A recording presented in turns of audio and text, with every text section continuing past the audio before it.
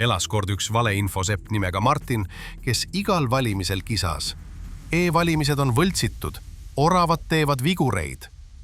Aga häda, seekord olid valimised läbi saanud ja oravad. Need Reformimetsas ringi silkavad karvakerad said ajalooliselt kehva tulemuse. Isegi siilid naersid. Aga kas Martin vaikis? Ei, ta ütles, näete, just sellepärast ongi see pettus. Oravad võltsisid valimised nii halvasti, et isegi enda tulemust ei osanud parandada. Külarahvas kratsis kukalt.